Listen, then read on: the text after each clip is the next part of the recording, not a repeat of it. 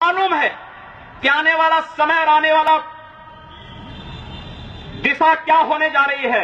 यह हिंदुत्व की सदी है और हिंदुत्व की सदी केवल भारत की नहीं दुनिया की सदी होगी। पूरी दुनिया के अंदर हिंदुत्व का झंडा एक बार पुनः मजबूती के साथ भगवा झंडा दुनिया के अंदर कोने कोने में लहराएगा। उसके अनुसार एक बार पुरुषार्थ किए जाने की आवश्यकता है। हिंदू कभी निराशावादी नहीं हो सकता है, कभी नहीं। दुनिया के अंदर तमाम संस्कृतियां मिट गई, तमाम परंपराएं मिट गई, सब कुछ नष्ट हो गया, कोई पूछने वाला नहीं, इतिहास में नाम शेष हो गए। लेकिन इतनी विपत्तियों के बावजूद, हजारों हमलों को झेलने के बावजूद, तमाम षड्यंत्रों के बावजूद, अंदर और बाहर दोनों से हमलों को जूझते हुए भी अगर सनातन हिंदू धर्म मजबूती के साथ खड़ा है तो वह किसी के बल पर नहीं, इस जनता की ताकत के बल पर है। और जब तक ये आस्था सनातन हिंदू धर्म के प्रति आप सबकी बनी रहेगी, भारत माता के प्रति आपकी बनी रहेगी, दुनिया की कोई ताकत आपका बाल बांका नहीं कर पाएगा। हमें किसी ओबामा से सर्टिफिकेट की आवश्यकता नहीं। हिंदुत्व पर जो प्रहार करेगा उसको महाप्रलय को स्वयं आमंत्रित कर देगा, उस महाप्रलय की चपेट में स्वयं भी आएगा। इस बारे में किसी को कोई गलतफहमी नहीं होनी चाहिए। और इसलिए बंधुओं, आप सबका मैं आह्वान करूंगा। बहराइच में महाराज सुहेलदेव पासी के सामने लोग लड़ने के लिए आए थे, मात्र 2 लोग बचे थे, सबके सब मार डाले गए थे। और 1971 में 95,000 पाकिस्तानी कायरों को किस तरीके से मुर्गा बना करके नाक रगड़ने के लिए मजबूर कर दिया गया था भारत के बहादुर जवानों के द्वारा। और अगर इसके बाद भी आंखें नहीं खुलती हैं तो एक बार पुनः देख लें अपनी ताकत को। मैं तो यही कहूंगा, अंत में मुझे केवल यही कहना है कि बहुत महत्व मत दीजिए, ये हैदराबादियों को बहुत महत्व मत दीजिए, ये सब मौलानाओं को बहुत महत्व देने की आवश्यकता नहीं।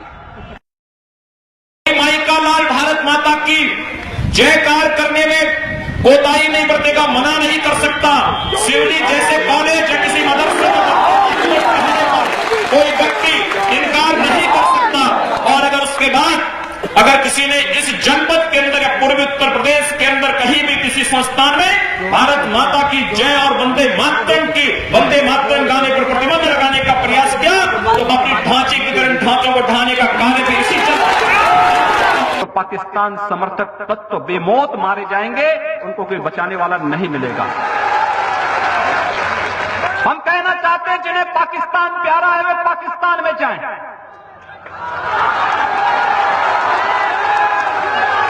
जिन्हें पाकिस्तान अच्छा लगता है वो पाकिस्तान चले जाएं। हम उसको रोकेंगे नहीं, अगर वो चाहेगा तो उसको जाने का किराया भी मुहैया करा देंगे, हम पूरी व्यवस्था कर देंगे। पूरे देश के अंदर, पूरी दुनिया के अंदर अपनी सहिष्णुता के लिए पहचाना जाता था, आज उस हिंदू के साथ किस प्रकार का व्यवहार किया जा रहा है वह कश्मीर से विस्थापित होता है, उसे कश्मीर से निकाला जाता है। एक भी बार इस सदन में चर्चा नहीं हो रही, इन लोगों का मुंह नहीं खुलता जब कश्मीर से 3.5 लाख की संख्या में कश्मीरी पंडित निकाले जाते हैं, तब ये लोग नहीं बोलते। पिछले 2012 में असम के अंदर 3 महीनों तक बोडो जनजाति के लोगों को मारा जाता रहा, कोई नहीं बोला। महोदय, कोई नहीं बोला। जम्मू कश्मीर के बाद जम्मू कश्मीर के हिंदुओं के मारने पर कश्मीरी पंडितों को उनके घरों से बेदखल कर दिया गया, एक भी बार ये लोग बोले नहीं, इनको पीड़ा नहीं हुई। दुनिया के अंदर ये अपने आप में बिरला उदाहरण था जहां पर अपने ही देश में अपने ही जानने वाले लोग विस्थापित होकर के खाना बदोश की जिंदगी जी रहे हैं। उस शर्मनाक घटना की निंदा एक भी बार इन लोगों ने नहीं की। मुंबई के दंगों पर ये लोग मौन रहे, जमशेदपुर और भागलपुर के दंगे कांग्रेस के समय हुए थे, एक भी बार इन लोगों ने उस पर चिंता व्यक्त नहीं की। और तो और 1984 में इस देश के अंदर जिन सिख गुरुओं का योगदान इस देश को बचाने और इस देश की धर्म और संस्कृति, इस देश के समाज को बचाने में बहुत महत्वपूर्ण थी, उन सिखों के कत्लेआम पर भी इनको शर्म महसूस नहीं होती है। और आज लोग इस देश के अंदर बात करते हैं सांप्रदायिक सौहार्द की। इनका पूरा चेहरा सांप्रदायिक हिंसा से रंगा हुआ है, सांप्रदायिक एजेंडे से रंगा हुआ है।